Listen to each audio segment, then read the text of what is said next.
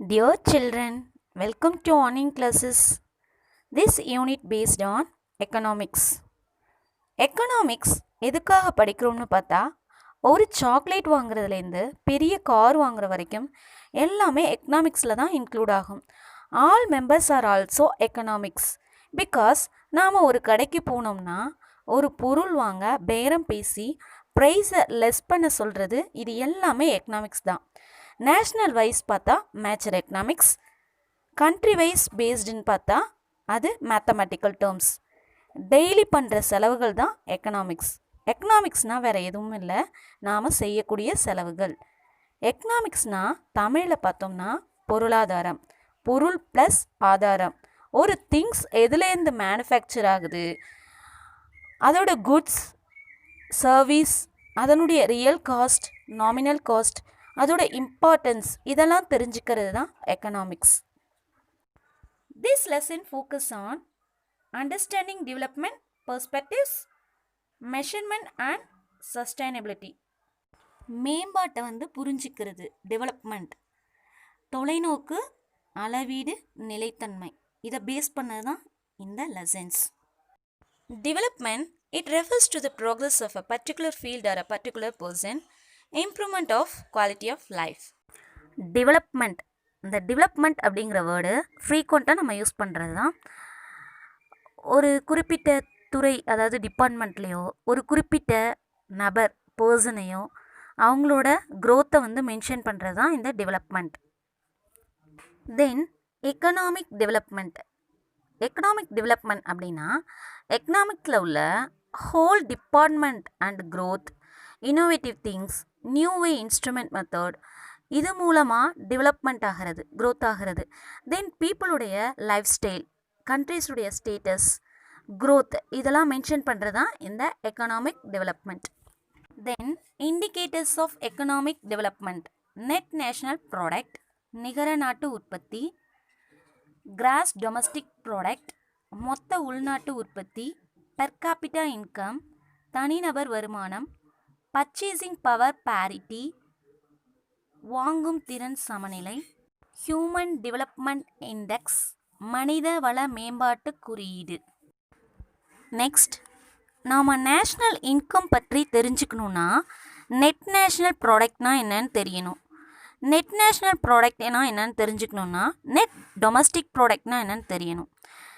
Net domestic ப்ராடக்ட்னா என்னன்னு தெரிஞ்சுக்கணுன்னா gross domestic ப்ராடக்ட்னா என்னன்னு தெரிஞ்சுக்கணும்.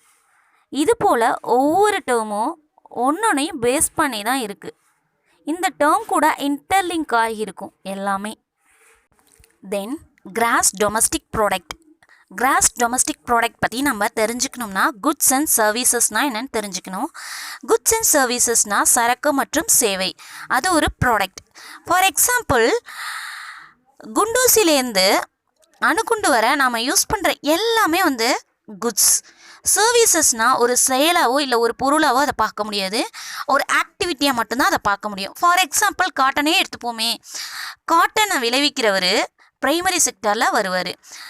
நேச்சுரலாக வர விஷயத்த இவர் டைரெக்டாக கன்சியூம் பண்ணுறாரு. காட்டன் பிளான்ட்டை வச்சு அதுலேருந்து வரக்கூடிய அவுட்புட்டை சம் இண்டஸ்ட்ரிக்கு கொடுக்குறாரு. அந்த கம்பெனி ஷர்ட்டாக மேனுஃபேக்சர் பண்ணி கொடுக்குது. நேச்சுரல் சோர்சஸ், ரா மெட்டீரியலாக அந்த கம்பெனி மேனுஃபேக்சர் பண்ணுறது தான் செகண்டரி செக்டர். இதுவும் ஒரு குட்ஸ் தான், காட்டனும் ஒரு குட்ஸ் தான். குட்ஸ் இது எல்லாமே குட்ஸில் தான் வரும். ஷர்ட்டும் ஒரு குட்ஸில் தான் வரும். இந்த குட்ஸை கம்பெனியில் டிரான்ஸ்போர்ட் பண்ணிட்டாங்க, அதை நாம் ஃப்ளிப்கார்ட் மூலமாக வாங்கிட்டோம். இது சர்வீஸ். ஃப்ளிப்கார்ட், அமேசான் இவங்க நமக்கு பண்ணுறது சர்வீஸ். நேச்சுரலாக ஒரு பொருளை யூஸ் பண்ணால் அது ப்ரைமரி செக்டர். அதை ரா மெட்டீரியலாக யூஸ் பண்ணால் இதுதான் secondary sector. Then other example, ஒருவர் நிறையா ஆட்டு மந்தையில் நிறையா ஆடு வளர்க்குறாரு. கொஞ்சம் ஆட்டை மட்டும் சேல்ஸ் பண்ணுறாரு பிரியாணி கடைக்கு. அதை எடுத்துகிட்டு போயிட்டு அங்கே உள்ள தோல், அதாவது ரா மெட்டீரியலை ஸ்வெட்டர் கம்பெனிக்கு யூஸ் பண்ண அங்கே சேல்ஸ் பண்ணுறாங்க. அதுதான் செகண்டரி செக்டார். இது ஃப்ளிப்கார்ட், அமேசான் மூலமாக அந்த ஸ்வெட்டர் நம்ம பர்ச்சேஸ் பண்ணுறது சர்வீசஸ் செக்டார். நேச்சுரலாக யூஸ் பண்ணால் ப்ரைமரி செக்டார், ரா மெட்டீரியலாக யூஸ் பண்ணால் secondary sector. Treasury and services sector நாம் கண்ணால் பார்க்க முடியாது, அது ஒரு செயல் வடிவம். For example teaching, banking, cinema, courier service, transport service, இது எல்லாமே இந்த சர்வீசஸில் அடங்கும். ஜிடிபி, கிராஸ் டொமஸ்டிக் ப்ராடக்ட், மொத்த உள்நாட்டு உற்பத்தி. ஜிடிபியை நாம் ஏன் தெரிஞ்சுக்கிறோம்னா, நேஷ்னல் இன்கம்மை ஃபைண்ட் அவுட் பண்ண தான் ஜிடிபியை பற்றி நம்ம தெரிஞ்சுக்கிறோம். நேஷ்னல் இன்கம் அப்படின்னா நாட்டு வருமானம். It's very important to in our country. அதுக்கு கீழே தான் ஜிடிபி வரும். நேஷ்னல் இன்கம் நாட்டு வருமானம். Total net earnings from the production of goods and services in a country over a period of time, usually 1 year. மொத்தமாக தயாரிக்கப்பட்ட goods and services and value. ஒரு வருஷத்தில் ஒரு நாட்டில் மொத்தமாக தயாரிக்கப்பட்ட goods and services, அதனுடைய ப்ராடக்டுடைய நெட் மணி அண்ட் வேல்யூ, இதுதான் நேஷ்னல் இன்கம். நேஷ்னல் இன்கம்மை ஃபைண்ட் அவுட் பண்ண நாம் 4 விஷயத்தை பற்றி தெரிஞ்சுக்கணும். அதில் ஃபர்ஸ்ட்டு ஒன்று தான் GDP. GDP, gross domestic product, மொத்த உள்நாட்டு உற்பத்தி. ஜிடிபியோட டெஃபினேஷன் பார்ப்போம். Total market value of all final goods and services produced within the country during the given period of time, usually a year. Produce of resident citizens as well as foreign nationals who resides within the geographical boundaries of a nation is included. Only final marketable good and services are considered. Total goods and services உடைய value, domestic goods and services உடைய value, இது எல்லாமே இந்தியாவில் வந்து தயாரிக்கிறாங்கன்னா அது எல்லாமே இந்தியாவுக்குள்ளே தான் இன்க்ளூட் ஆகும். காட்டன் வராது, காட்டன் ஷர்ட் மாதிரி ஃபைனலாக ப்ரொடக்ட் பண்ணுறாங்களோ அது எல்லாமே எதில் தான் இன்க்ளூட் ஆகும்னு பார்த்தா இந்தியாவுக்குள்ளே தான் இன்க்ளூட் ஆகும். அந்த ப்ராடக்டினுடைய வேல்யூ மட்டும்தான் கால்குலேட் பண்ணுவாங்க. அந்த ப்ராடக்டோடைய வேல்யூ மட்டும்தான் என்ன பண்ணுவாங்க, கால்குலேட் பண்ணுவாங்க. ஃபைனல் ப்ராடக்ட், டொமஸ்டிக் ப்ராடக்ட், இது எல்லாமே ரொம்ப இம்பார்ட்டண்ட். இந்திய நாட்டுக்குள்ளே தயாரிக்கப்பட்ட எல்லா பொருளுமே இந்த ஜிடிபிக்குள்ளே தான் வரும். ஃபார் எக்ஸாம்பிள் ஃபாரினர்ஸ் வந்து இந்தியாவில் ரன் பண்ணி இந்தியாவில் ஏர்ன் பண்ணுறாங்கன்னு பார்த்தாக்கா அதுவுமே ஜிடிபிக்குள்ளே தான் இன்க்ளூட் ஆகும். இந்தியாவில் என்னென்ன தயாரிக்கப்படுதோ அது ஃபாரின்ஸாக இருந்தாலும் சரி ஜிடிபிக்குள்ளே தான் அதுவுமே இன்க்ளூட் ஆகும். இந்தியாவில் எது தயாரித்தாலும் அது ஜிடிபிக்குள்ளே தான் இன்க்ளூட் ஆகும். ஏன்னா இது ஒரு உள்நாட்டு உற்பத்தி. ஜிடிபியில் டெப்ரிஷியேஷனை மைனஸ் பண்ணால் நெட் டொமஸ்டிக் ப்ராடக்ட். டயர் தயாரிக்கிறாங்க, பெர் இயருக்கு வந்து 100 டயர் வந்து ப்ரொடியூஸ் பண்ணுறாங்க. லாஸ்ட் இயரில் தயாரித்த டயர் வந்து சரியாக இல்லை, லாஸ்ட் இயர் தயாரித்த டயர் வந்து 5 வந்து சரியாக இல்லை, வாரண்டியும் இல்லை, அகைன் அந்த டயரை வந்து ரீப்ளேஸ் பண்ணணும். ஸோ 100லேருந்து 105 வந்து ப்ரொடியூஸ் பண்ணுறாங்க. பட் அந்த 5 டயரும் ப்ரொடக்ஷனான்னு பார்த்தா ப்ரொடக்ஷன் தான், ஆனால் வந்து ஜிடிபியில் சேராது. அது டெப்ரிஷியேஷனுக்காக செய்யப்பட்டது. GDP minus depreciation net domestic product. Next term பார்த்தாக்கா ஜிஎன்பிக்கும் ஜிடிபிக்கும் சின்ன வித்தியாசம். ஜிடிபினா கிராஸ் டொமஸ்டிக் ப்ராடக்ட், ஜிஎன்பினா gross national product. GNP product இந்தியாவில் உள்ளவங்க மட்டும் இல்லாமல் வெளிநாட்டில் உள்ளவங்களும் இதில் இன்க்ளூடு. எப்படின்னு பார்த்தாக்கா இந்தியாவுக்குள்ளே உருவான டோட்டல் திங்ஸுடைய வேல்யூ ஜிடிபி. ஜிடிபி கூட இந்தியன்ஸ் வெளிநாட்டிலேருந்து சம்பாரித்து இந்தியாவுக்குள்ளே அந்த மணியை சேர்த்துட்டு வெளிநாட்டில் இருக்கிறவங்க இந்தியாவுக்குள்ளே சம்பாரித்து அவங்க கண்ட்ரிக்கு எடுத்துகிட்டு போன மணியை மைனஸ் பண்ணணும். ஃபார் எக்ஸாம்பிள் இந்தியாவில் ஃபாரின் கம்பெனியில் ஒர்க் பண்ணுறாங்க, அவங்களுக்கு சம் அமௌண்ட் ஆஃப் சேல்ரி வருது. ஃபாரினர் இந்தியாவில் ஒர்க் பண்ணுறாங்க, அவங்களுக்கு சம் அமௌண்ட் ஆஃப் சேல்ரி வருது. இந்தியன் ஃபாரினரில் ஒர்க் பண்ணாலும் சரி அந்த மணியை இந்தியாவுக்கு வந்த வருவாய். ஜிடிபி கூட இந்த அமௌண்ட் ஆஃப் சேல்ரி வந்து இன்க்ளூட் பண்ணணும். இது இந்தியாவுக்கு வர வருவாய். ஃபாரினர் இந்தியாவில் சம்பாரித்து அதை எடுத்துகிட்டு போயிடுவாங்க. ஸோ அதை நம்ம கண்ட்ரிக்கான பணம் கிடையாது, அதை மைனஸ் பண்ணிடணும். So GDP plus income minus export. இந்த கிராஸ் நேஷனல் ப்ராடக்டில் வந்து டெப்ரிஷியேஷனை மைனஸ் பண்ண நெட் ப்ராடக்ட். இந்த நெட் நேஷனல் ப்ராடக்டை வச்சு தான் நாம் நேஷ்னல் இன்கம்மை வந்து கால்குலேட் பண்ணுறோம். ஜிடிபி வந்து 2 டைப்ஸாக வந்து nominal GDP, real GDP. Nominal ஜிடிபினா whole total market value of all final goods and services. Real GDP அப்படின்னா இன்ஃப்ளமேஷனால் சம் அமௌண்ட் வந்து இன்க்ரீஸ் ஆகிருக்கும். விலையேற்றத்தால் வந்து ஜிடிபியில் ஒரு அமௌண்ட் வந்து ஏறும். அந்த இன்ஃப்ளமேஷனால் ஏறுற அமௌண்ட்டை வந்து ரெடியூஸ் பண்ணால் அதுதான் வந்து ரியல் ஜிடிபி. ஆக்சுவலாக இவ்வளோ தான் வந்து க்ரோத் திங்ஸுடைய ரேட்டு. ஏறுனதால் அதனுடைய ரேட்டு ஏறுனா மாதிரி இருக்கும். ஆக்சுவலாக அவ்வளோக்கு வந்து க்ரோத் இருந்திருக்காது. ஏற்கனவே உள்ள ஃபிக்ஸ் பண்ண ஒரு கான்ஸ்டண்ட்டான ப்ரைஸ் வச்சு தான் இதை கால்குலேட் பண்ணுவாங்க. நாமினல் ஜிடிபினா இன்றைக்குள்ள ப்ரைஸ் அமௌண்ட் வச்சு தான் கால்குலேட் பண்ணுவாங்க. இன்ஃப்ளமேஷனை விட்டுட்டு ஆல்ரெடி இருக்கிற கான்ஸ்டண்ட்டான விலையை வச்சு தான் வந்து என்ன பண்ணுவாங்கன்னா கால்குலேட் பண்ணுறது. நாமினல் ஜிடிபியில் வந்து கரண்ட் இயரில் எவ்வளோ ப்ரைஸ் இருக்கோ அந்த ப்ரைஸை வச்சு கால்குலேட் பண்ணுவாங்க. ரியல் ஜிடிபியில் ஏற்கனவே ஃபிக்ஸ் பண்ண கான்ஸ்டன்ட் ப்ரைஸை வச்சு கால்குலேட் பண்ணுவாங்க. ஸோ எப்போதுமே ரியல் ஜிடிபி நாமினல் ஜிடிபியோட கம்மியாக தான் இருக்கும். நாமினல் ஜிடிபி எவ்ரி குவார்ட்டர்ஸ்னு சொல்லுவாங்க. ஆனால் ரியல் ஜிடிபியை ஒரு வருஷத்துலேருந்து இன்னொரு வருஷத்தில் கால்குலேட் பண்ணுவாங்க. ஆக்சுவலி ரியல் ஜிடிபி தான் ஒரு குட் இண்டிகேட்டர். ஃபார் எக்ஸாம்பிள் 1 இயரில் ஒரு பென்னோட ப்ரைஸ் வந்து 10 ருபீஸ். லாஸ்ட் இயரில் வந்து 100 பென் வந்து ப்ரொடக்ட் பண்ணியிருக்காங்க. அப்படின்னா லாஸ்ட் இயரோட ஜிடிபி 1000 ருபி. கரண்ட் இயரில் பென்னோட ப்ரைஸ் வந்து 100 ருபீஸ்லேருந்து 15 ருபீஸ் வந்து இன்க்ரீஸ் ஆகிட்டு. பட் ப்ரொடக்ஷன் பண்ண குவான்டிட்டி 100லேருந்து 80 டிக்ரீஸ் ஆகிட்டு. ஜிபி ப்ரைஸ் இன்ட்டு குவான்டிட்டி அப்படின்னு பார்த்தா 15 ருபீஸ் இன்ட்டு 80 குவான்டிட்டி 1200. ஜிடிபியில் லாஸ்ட் இயர் 1000, கரண்ட் இயர் 1200 அப்படின்னு பெருமையாக சொல்லிக்கலாம். ஆக்சுவலி ப்ரைஸ் இன்க்ரீஸான்னு பார்த்தா இல்லை. ஆக்சுவலி வந்து ப்ரைஸை வந்து இன்க்ரீஸாக கால்குலேட் பண்ணக்கூடாது. ப்ரைஸ் ஏறாமல் இருந்தால் அந்த ப்ராடக்ட்டுக்கு என்ன value? Second year quantity with first year quantity 80 pen with 10 rupees price அப்படின்னு போட்டால் 800. ஆக்சுவலி ரியலாக ஜிடிபி வந்து 1000லேருந்து 800 ரெடியூஸ் ஆகிட்டு.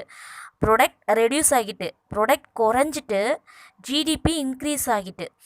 அதில் யூஸ் கிடையாது. ரியல் ஜிடிபி இன்க்ரீஸ் ஆகியிருக்கா அதுதான் இம்பார்ட்டன்ட்.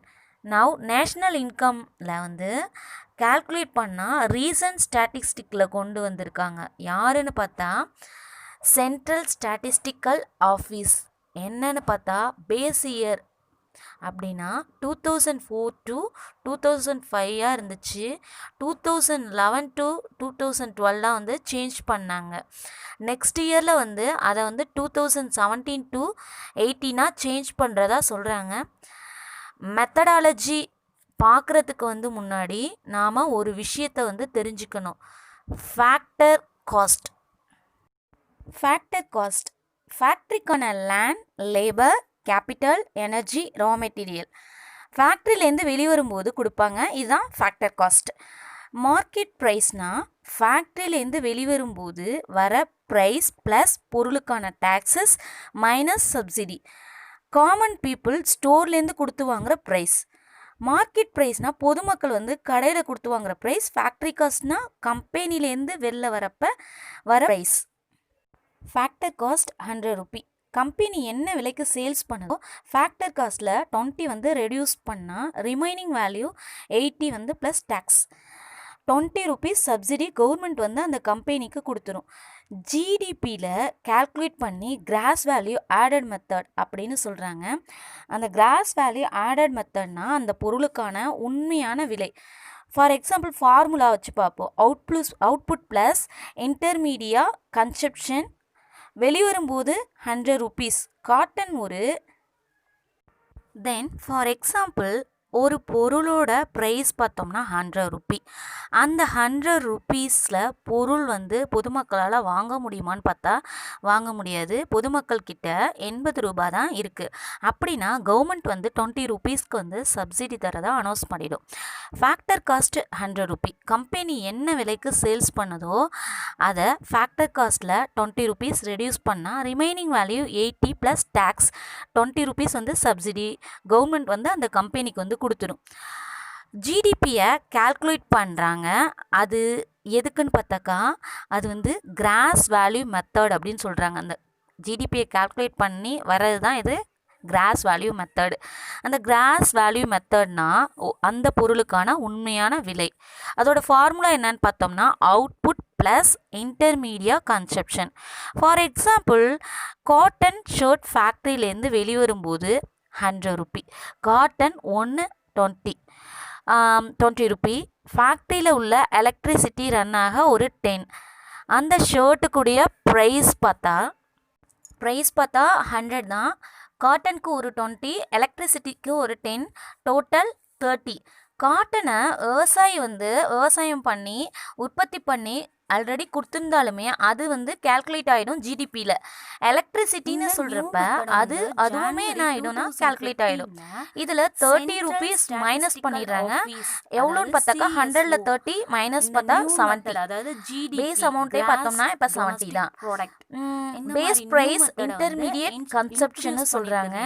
இந்த நியூ மெத்தடை யார் ரெக்கமெண்ட் பண்ணுறதுன்னு பார்த்தாக்கா united nations system of national accounts 2008 recommend பண்ணியிருக்காங்க இந்த ஜிவிஏ மெத்தட். ஜிவிஏனா கிராஸ் வேல்யூ ஆடட் மெத்தட்.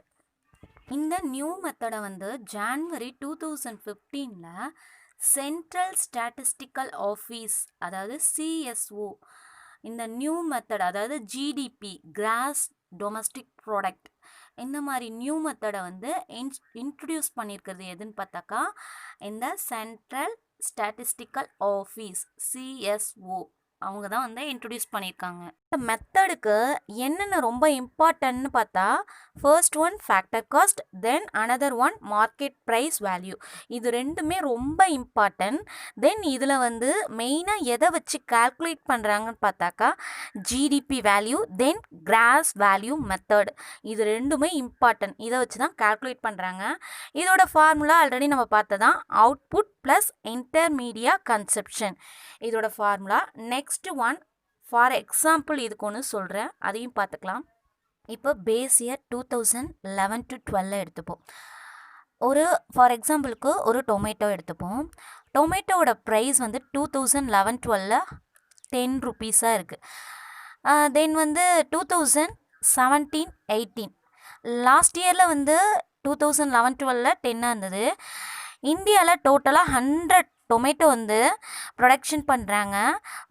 ப்ரைஸ்ன்னு பார்த்தாக்கா 2011-2 10 இருந்துச்சு, 2017-18 15 சேஞ்ச் ஆகிட்டு.